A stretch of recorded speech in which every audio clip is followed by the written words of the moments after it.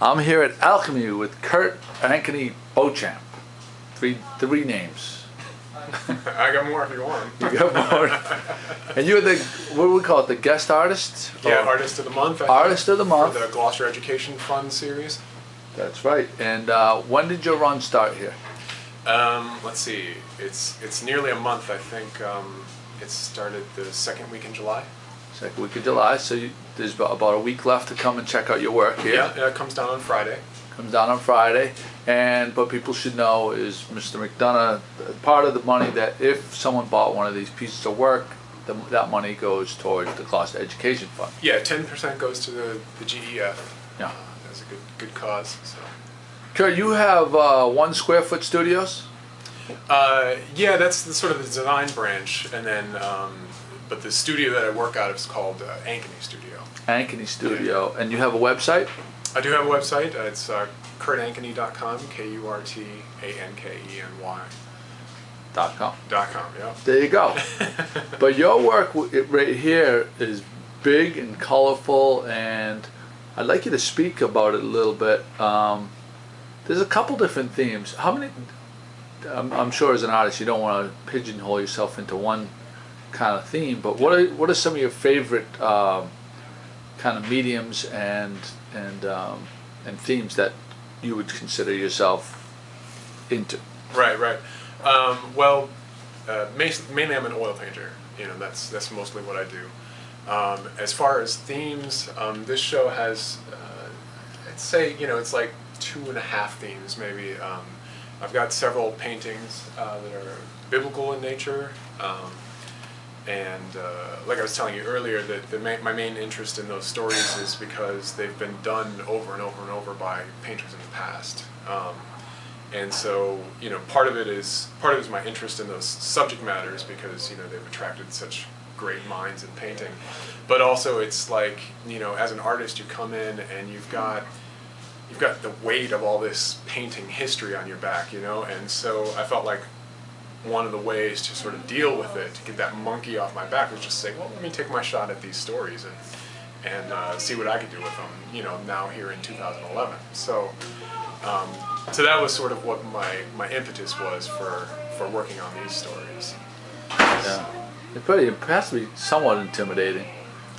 Yeah, I mean, you've got names like Titian and Raphael and Michelangelo, and like all these guys have had their say on these subject matters, and it takes a little to come back and say, hey, I could say something about that, So. And what was so now you talked about one of them. You talked 2.5. What are the others? Yeah, so then the other ones have been veering more purely into the abstract. So like the one right behind me here that. On my left, which is just sort of me playing with the color fields and the texture of paint.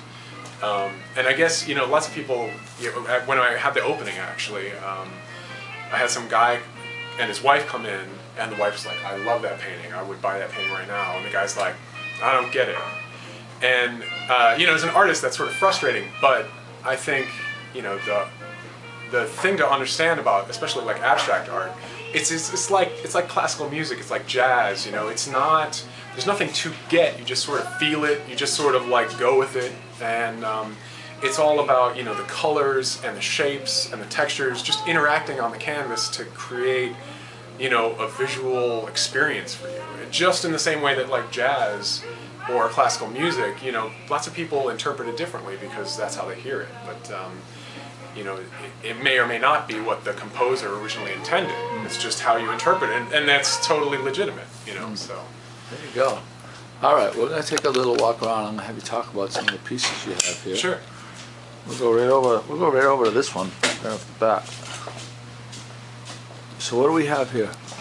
So we have, this is one of I did 2 of these large quarry paintings. This is Halibut Point, and this is sort of some of my first paintings that were larger and sort of pushing away from the realism into trying to border on abstraction while still being representative of its subject. So in this thing, I've reduced the colors basically to just orange and blue. Like they're just mixtures of orange and blue all in those rocks.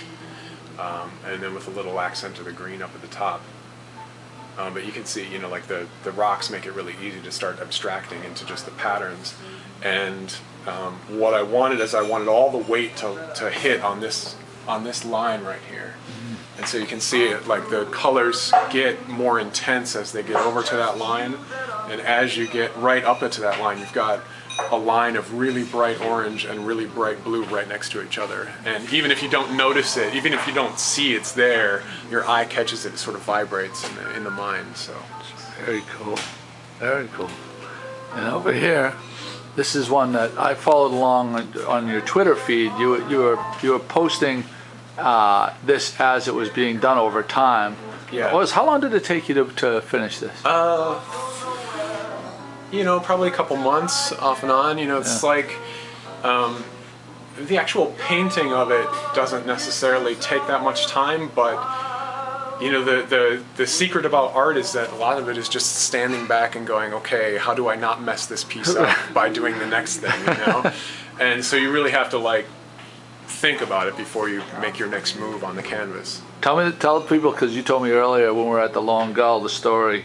So this is Salome. All my biblical paintings are just named after the female character in the story. So Salome was a young, attractive female. The guy in the center there is King Herod, and the guy on the right is a manservant. And basically Salome danced for King Herod, and he was so, shall we say, impressed that he offered her anything, including half his kingdom. And she went to her mom and asked her, you know, what should I ask for? And her mom had a vendetta against St. John the Baptist, so she asked for his head on a platter. And that's the original "Bring Me His Head on a Silver Platter" story. So there he is. Fantastic. You spoke about the abstract. Yeah. And we'll go over to this one right here. And you know a lot about the Bible, but a lot more than I do. But these stories that you were telling me earlier about, it's like the Bible is like a better than most soap operas, I would say. Oh yeah, yeah. This one's Susanna and the Elders, and basically what it is Susanna was a young, attractive wife of a well-respected person in the village, and these two elders, who were also well-respected, started lusting after her. And so one day she went and took a bath in her private garden, and they stayed behind and snuck up on her and said, you know, either sleep with us or we'll tell everybody that you were cheating on your husband with some young man. And she decides not to sleep with them, and eventually they suss out the truth, and the two guys are put to death. So. There you go. Very intense. Now this is yours too, because this is completely different. So this is what I mean when I said like 2.5 themes. So this one is, you know, abstraction, but just sort of basically limiting myself to black and white. And here I'm sort of playing with the idea of like handwriting and text. You know, so the black and white sort of reminds me of the printed page and writing. So I'm just playing with these sort of like scribbling through wet paint and drawing on over and smudging things out. So it's like it's writing and erasing and writing and erasing. Very cool. You're going to be at the maybe I don't know if we should talk at the salon in Rockport with Abby. Yeah, the 5 artists, the Art Now thing. Yeah. That Sarah Kelly's putting on. Yeah. Yeah. That's been very exciting. You know what's really cool is every once in a while I get a little depressed because not depressed, but like I forget that there's all these young, fantastic artists around that are pushing boundaries and not just staying in like one comfortable zone.